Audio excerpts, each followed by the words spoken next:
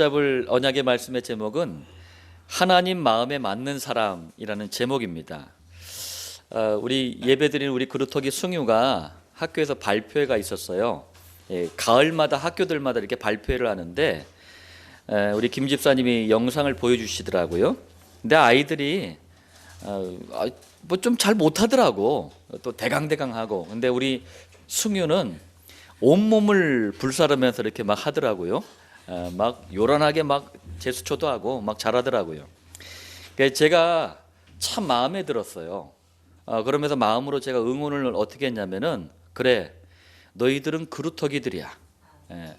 절대로 움츠러들지 마라. 그리고 최선을 다해라. 가장 귀중한 복음을 가졌으니 도전해라. 우리 그루터기들에게 이 말씀에 성취가 있기를 바랍니다. 자, 서론입니다. 사도행전 13장 22절 말씀을 우리 전에 보던 개역 성경에는 다윗을 만나니 내 마음에 합한 사람이라, 이렇게 돼 있습니다. 이 합하다는 게 뭐냐면은요, 틀리거나 어긋남이 없는 상태를 합한다라고 얘기를 하는 거예요. 어긋나지 않는 거예요. 우리가 지금 보고 있는 개역 개정에는 다윗을 만나니 내 마음에 맞는 사람이라, 자, 이렇게 표현이 되어 있습니다. 그러니까 마음에 합하다, 마음에 맞다, 이 말은 아주 간단하게 얘기하자면 이 얘기입니다. 정말 마음에 든다, 그 말이에요. 자, 우리가 살아가는 세상에도 마음에 들지 않으면 여러 가지 문제들이 생깁니다. 여기 계신 분들뿐만 아니라 모든 사람들이 행복하기 위해서 결혼을 합니다. 근데 지금 대한민국 현실이요, 부부 세 쌍 가운데 한 쌍이 이혼을 하는 현실입니다. 많은 분들이 그래요. 왜 이혼하냐? 성격이 안 맞아서 그런데요. 근데 실상은 서로 마음에 맞질 않는 거예요. 직장을 또 옮겨 다니는 분들이 있어요. 막 직장을 그만두거나 옮기는 분들이 있는데 대부분 그렇게 얘기를 해요. 적성이 안 맞는데요. 근데 진짜 이유는 뭐냐? 마음에 들지 않는 거예요. 또 학생들은 체질이 안 맞아서 공부하기가 싫대요. 근데 정확하게 얘기하자면 공부가 마음에 들지 않는 거예요. 이 세상 일도 다 그렇습니다. 마음에 들지 않으면 하기가 싫어지는 거예요. 자, 하나님께서도 물론 세상 일과 다르지만 마음에 드는, 곧 마음에 맞는 사람들을 아주 귀하게 쓰셨어요. 그러니까 여러분들이 그럼 도대체 하나님 마음에 맞는 사람이 누군가, 그걸 잘 아시면 돼요. 신앙생활은 여러분들 복잡한 게 아닙니다. 하나님께 응답받는 길은 복잡하지 않아요. 가장 중요한 걸 잘 깨닫고 거기에 방향을 맞추면 되는 겁니다. 하나님 마음에 맞는 사람이 도대체 누구냐고요. 구약시대에는 여자의 후손, 방주, 유월절 어린 양의 피제사, 도피성, 언약궤, 성막, 성전. 자, 여러분들이 이런 말들을 들으면서 이게 도대체 무슨 말씀인가 알아듣는 사람이 하나님 마음에 맞는 사람이에요. 하나님은 이런 사람을 귀하게 쓰십니다. 이 복음은요, 우리 기독교는 종교가 아닙니다. 하나님의 마음에 드는 사람, 이러니까 자꾸 종교적으로 해석하시면 안 돼요. 그러면 성경이 이해가 안 되는 겁니다. 자, 신약 시대에는 마태복음 16장 16절에 주는 그리스도시요 살아계신 하나님의 아들이시니이다, 이 말을 알아듣는 사람을 하나님은 마음에 맞는 사람, 그리고 하나님은 귀하게 쓰셨다니까요. 알아듣는 은혜가 있길 바랍니다. 지금도 똑같습니다. 그리스도, 기도, 전도, 칠천 목장, 그루터기, 제자, 현장, 여러분들 이 말을 알아듣는 사람이 하나님 마음에 맞는 사람이에요. 하나님은 이 사람을 귀하게 쓰실 줄 믿습니다. 자, 이 서론의 말씀을 마음에 담고 오늘 본론 첫 번째입니다. 그럼 여러분들, 하나님께서 직접 말씀하셨어요. 다윗, 이 사람은 내 마음에 맞는 사람이다, 이렇게 말씀하셨거든요. 그럼 여러분들, 다윗이 어떤 사람인가 먼저 좀 보겠습니다. 첫 번째로 다윗은요, 굉장히 전쟁을 잘한, 그야말로 백전백승이었어요. 한 번도 패한 적이 없었어요. 이런 장군이 다윗이었습니다. 다윗이요 얼마나 대단했냐면 이 젊어서도요 블레셋이 지금의 팔레스타인이에요. 그 전쟁에서 이기고 돌아올 때 이스라엘 여인들이 전부 나와가지고요 막 난리를 쳤어요. 사무엘상 18장 7절에 보니까 뭐라고 했느냐, 사울이 죽인 자는 천천히요. 이 말은 사울 왕은 수천 명을 죽였다 그 말이에요. 그런데 다윗은 만만이로다. 이 말이 무슨 말이냐면 다윗은 수만 명을 죽였다. 자, 여러분들 대강 보면은 다윗이 마치 전쟁에 미친 전쟁광처럼 보일 수도 있어요. 불신자들은 그렇게 해석을 하더라고요. 그게 아닙니다.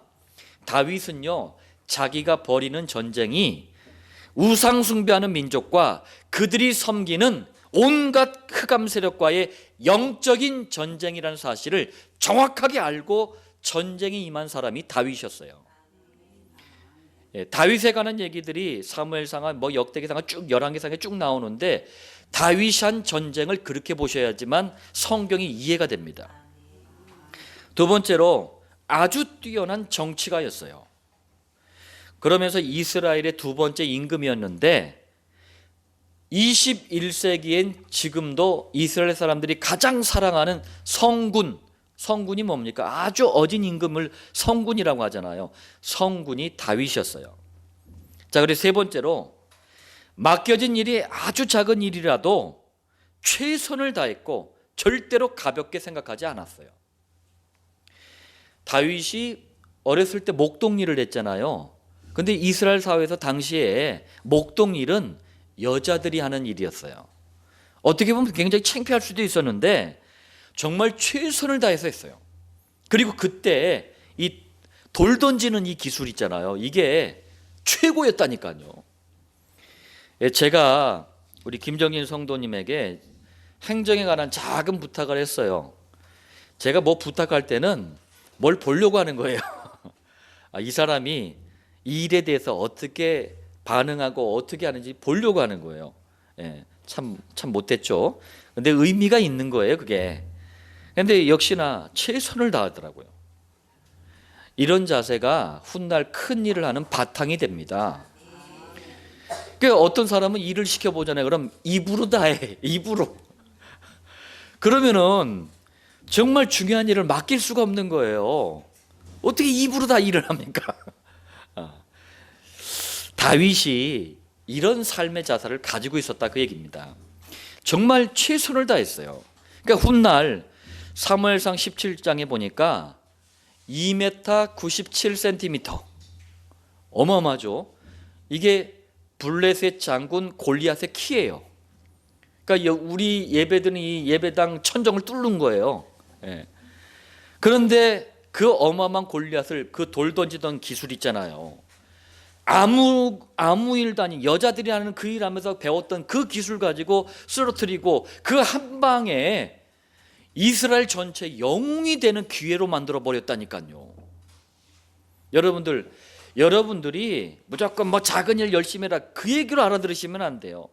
복음과 관계된 어떠한 작은 것도 최선을 다해라. 반드시 하나님이 그 일을 통해서 큰 일을 이루신다.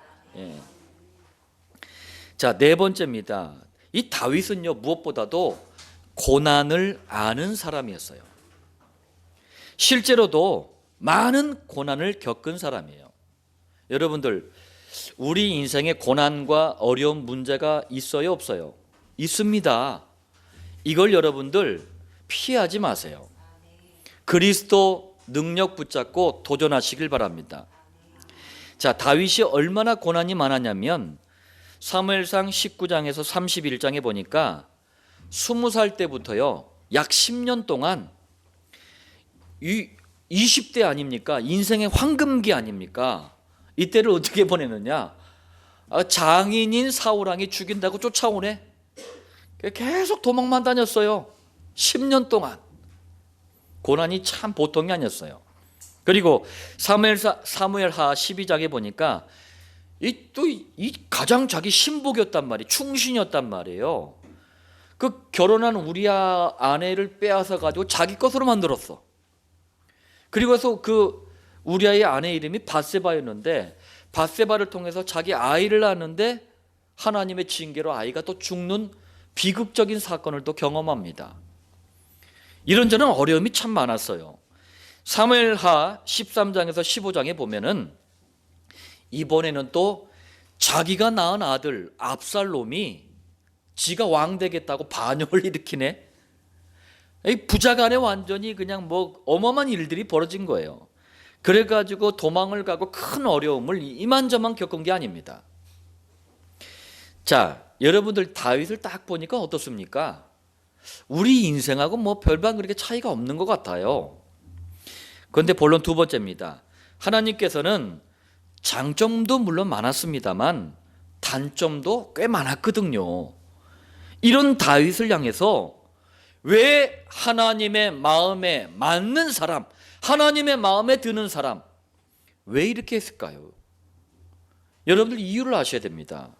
아니, 얼핏 보면 뭐 대강 보면 어떤 면에서는 나보다 더 나쁜 인간 같은데 왜 하나님 마음에 맞는 사람 이렇게 표현을 했을까요? 첫 번째입니다. 자그마치 1000년 후에 오실 원죄 사단 지옥을 해결하는 메시아, 똑같은 말이 그리스도입니다.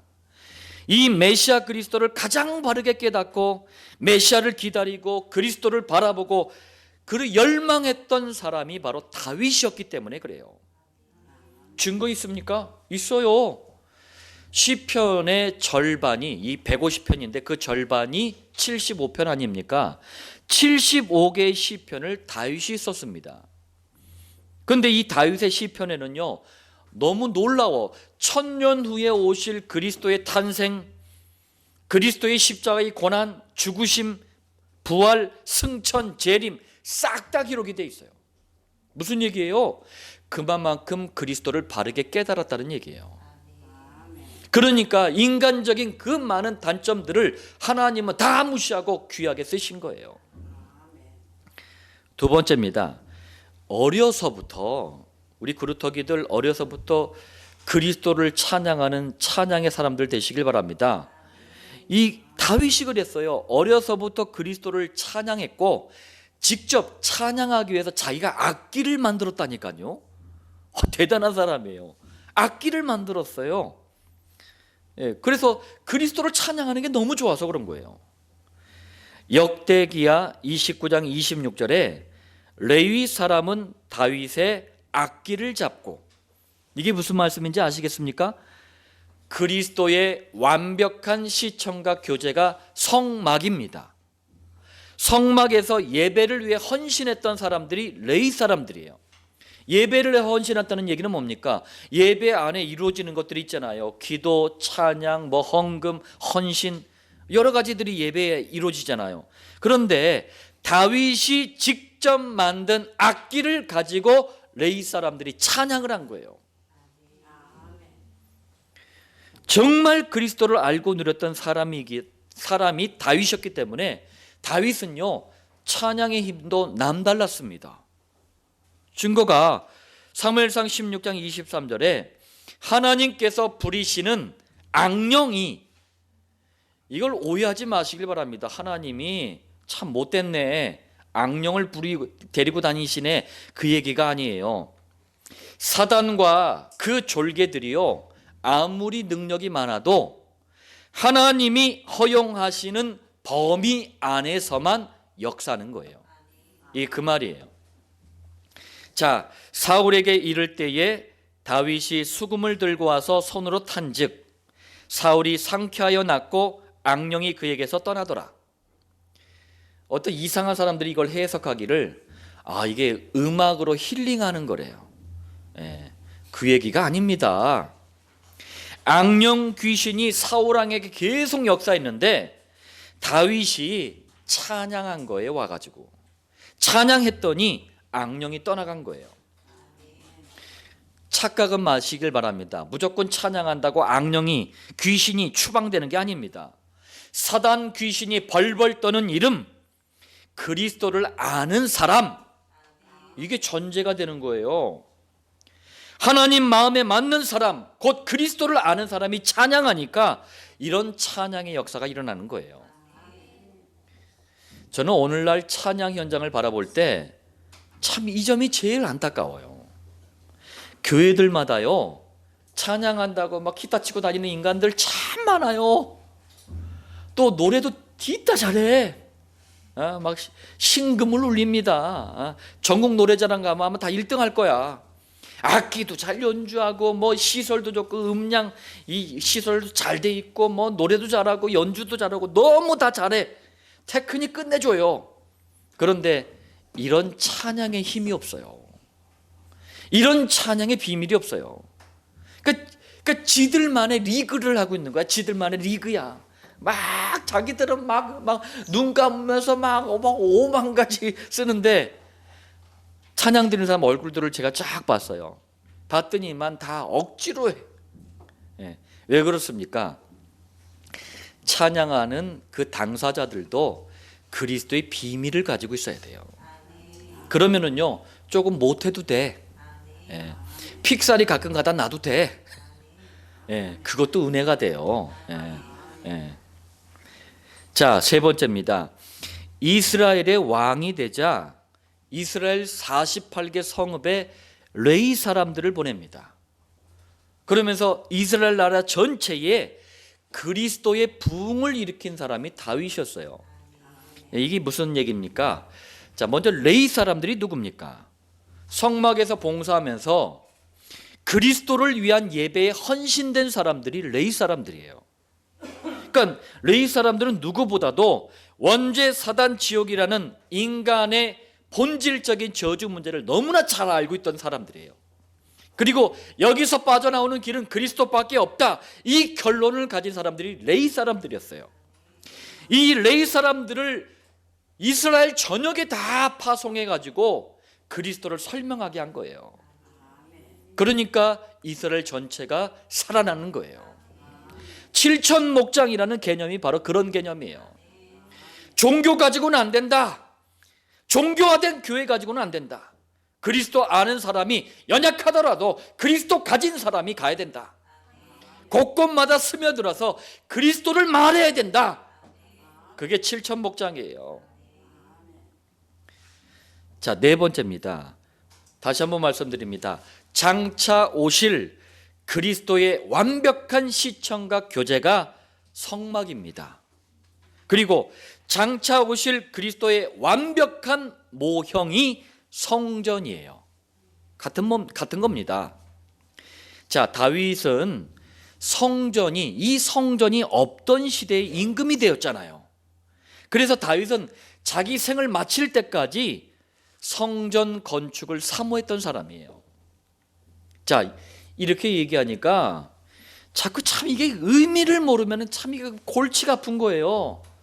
오늘날 교회의 참된 의미를 모르고 사람들이 그렇게 얘기합니다. 부흥하려면 무조건 교회당이 커야 된대요. 그래가지고 막 교회당 짓자 막 이러는 거예요. 우리 임마누엘 교회 주변에도요 몇몇 교회가 그런 동기를 가지고 교회당을 졌어요. 그런데 부흥이 안 되네. 그 옆에서 천주교가 야 팔아 하니까 천주교한테 성당으로 교회당을 팔아버렸어요. 가슴이 아픕니다. 어떤 교회는요 경매에 넘어가 버렸어요. 그런 의미가 아닙니다. 역대기상 22장 8절을 한번 보세요. 너는 피를 심히 많이 흘렸고 크게 전쟁하였느니라. 내 이름을 위하여 성전을 건축하지 못하리라. 자, 다윗은 성전 건축을 너무 사모했는데 하나님은요 잔인함을 싫어하셔요. 그런데 다윗은 많은 전쟁을 했단 말이에요. 그러니까 손에 피가 너무 많이 묻은 사람이 다윗이었어요. 그래서 다윗에게는 성전 건축을 허락하지 않습니다.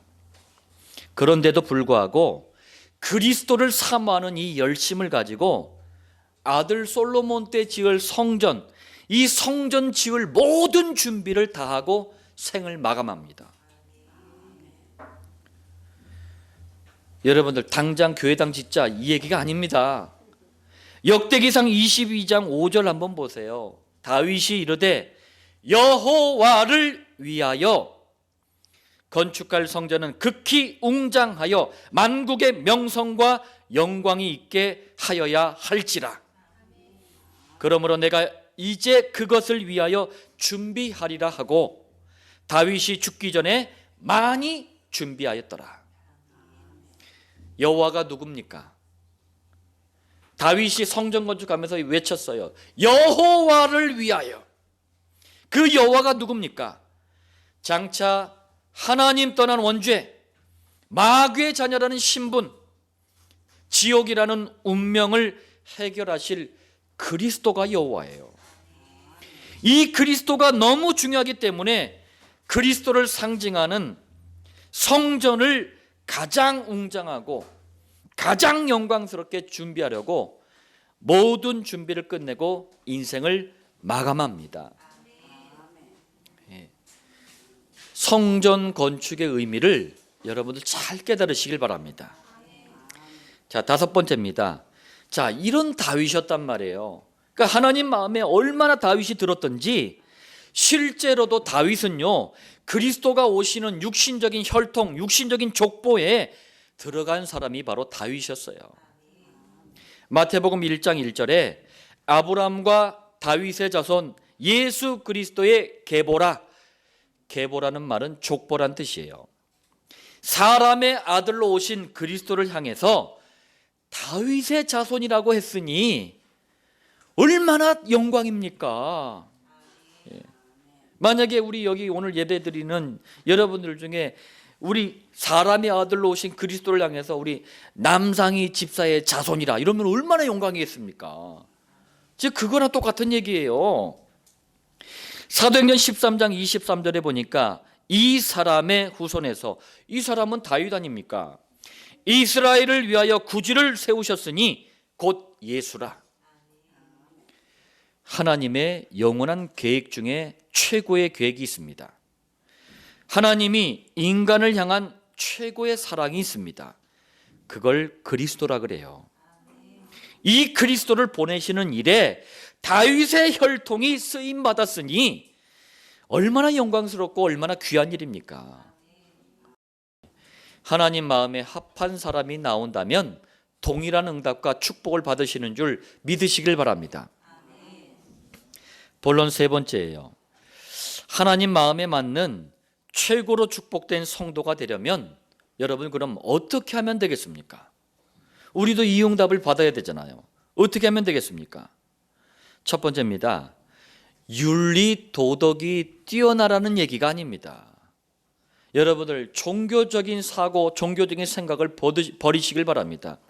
윤리 도덕이 뛰어난 사람을 하나님 마음에 드는 사람이라고 하나님은 얘기한 적이 없어요. 오직 그리스도만 선포되는 강단 말씀의 가치를 아는 사람이 하나님 마음에 드는 사람이에요. 자, 다시 말하자면은 오직 그리스도만 선포되는 강단 말씀에 집중하는 겁니다. 왜? 가치를 아는 만큼 집중이 되는 거예요. 또 강단 말씀 안에서 각자를 향한 하나님의 음성을 듣는 거예요. 하나님의 음성을 듣는다고 하니까 광연아, 내가 너를 사랑한다. 그게 아니라니까요. 말씀 속에서 나의 심령에 대고 하나님이 말씀하시는 그 울림이 있단 말이에요. 또 강단 말씀 속에서 인생의 해답과 응답을 찾을 줄 알아야 돼요.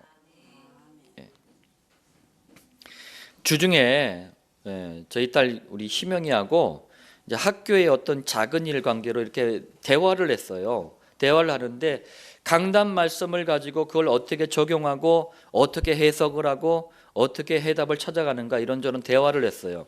대화를 하면서 우리 부모들이 그런 대화들을 꼭 해야 되겠다. 여러분도 그런 대화들을 꼭 하셔야 돼요. 아이가 문제를 가지고 아이가 사건을 가지고 왔을 때 엄마 그래? 엄마 그럼 때려 죽일러? 이래버리면은 답이 안 되는 거예요. 자, 우리 그럼 강단 말씀 속에서 한번 찾아보자. 너도 한번 찾아보고 나도 한번 찾아보자. 강단 말씀 속에서 뭐라고 말씀하시는지 찾아보자. 하나님께서 지혜를 달라고 기도하면서 찾아보자. 그러면서 대화하는 거예요. 그러면서 강단 말씀이 아이의 삶 속의 해답과 응답이 될 수 있도록 도와줘야 돼요. 강단 말씀의 가치를 아는 사람이 뭡니까? 강단 말씀 중심으로 한 주간의 모든 방향뿐만 아니라 인생의 모든 방향을 맞추는 거예요. 이게 하나님의 마음에 맞는 사람이라니까요. 저는 참 하나님께 감사한 게 성경 66권을 보는 가장 간단한 눈을 하나님이 열어주셨어요. 그 단어가 그리스도입니다. 그리고 그리스도를 통해서 성경 66권을 쭉 보다 보니까 신앙과 인생이 너무 간단해지더라니까요. 아주 중요한 단어들이 귀에, 눈에, 마음에 싹 들어오더라고요. 그런데 그 안에 다 들어있더라고요. 본론 두 번째입니다. 어떻게 하면 되겠습니까? 두 번째, 열심, 최선, 노력이 하나님 마음에 맞는 사람이 아닙니다. 이건 다 하잖아요. 이건 상식이잖아요. 오직 그리스도만 누리는 정시 기도의 비밀을 가진 사람이 하나님 마음에 맞는 사람이에요. 자, 이걸 좀 다시 한번 얘기하겠습니다. 오직 그리스도만 선포되는 강단 말씀을 여러분들이 집중하시면서 강단 노트에 기록을 하세요. 그리고 이걸 6일 동안, 이제 월요일부터 토요일까지 6일 동안 삶의 현장에 가지고 가서 하루 3번 시간을 정해놓고 강단 말씀을 읽고 또 보고 생각하고 기도도 하고, 요걸 묵상이라 그래요. 그런데 하루 3번 시간을 정해서 하는 묵상이기 때문에 이걸 정시 기도라고 합니다. 하나님의 마음에 드는 사람이에요, 이게. 세 번째입니다. 구제, 사랑, 봉사 많이 하는 게 하나님 마음에 맞는 사람이 아닙니다. 이거 가지고 교회들마다 보면 죄다 싸움에 난리를 죽이더라고요. 가장 중요한 걸 아시길 바랍니다. 오직 그리스도만 전하는 전도, 곧 목장의 축복을 아는 사람이 하나님 마음에 드는 사람이에요. 자, 다시 말하자면은 오직 그리스도만 선포되는 강단 말씀을 각자에게 주시는 약속으로 붙잡으세요. 그러면서 오직 그리스도만 누리는 정시 기도 속으로 들어가세요. 이 두 가지가 되어질 때 하나님께서는 반드시 응답과 역사와 증거를 허락하시는 거예요.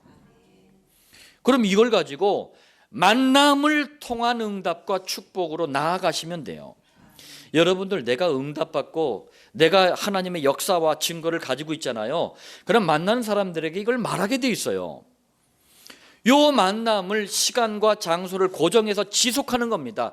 그걸 목장이라 그래요. 다시 한번 말씀드립니다. 우리가 가진 복음은 종교가 아닙니다. 복잡한 게 아니에요. 임마누엘 교회는 지금 이 세 가지를 지속하고 있습니다. 여기에 여러분들 붙어 있기만 해도 하나님 마음에 맞는 사람들이 되어지는 거예요. 그래서 요한복음 15장에 우리 주님이 기도응답 받는 원리를 말씀하셨어요. 그것도 비유로 말씀하셨어요. 포도나무를 봐라. 이 포도나무, 이 포도원에 농사를 짓는 사람이 누구냐? 그게 하나님이시다. 사람이 하는 게 아니다. 그런데 포도나무가 언제 열매를 맺느냐? 언제 그 싱그러운 막 그 너무 맛 좋은 포도를 언제 맺느냐? 그 포도가 가지에, 둥치에 붙어 있어야 되는 거다. 복음과 기도와 전도의 축복에 붙어 있었어요. 그때 열매는 저절로 맺어지는 거예요. 자, 결론의 말씀을 드리겠습니다. 사도행전 13장 22절에 내가 이새의 아들 다윗을 만나니, 여러분들 이름이 이 안에 들어가시길 바랍니다. 내 마음에 맞는 사람이라 내 뜻을 다 이루리라.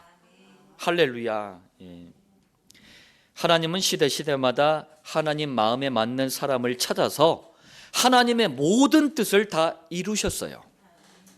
그렇다면 여러분들, 하나님이 하나님 마음에 맞는 사람들을 찾아서 그 사람을 통해서 이루시는 하나님의 뜻이 도대체 뭐냐고요?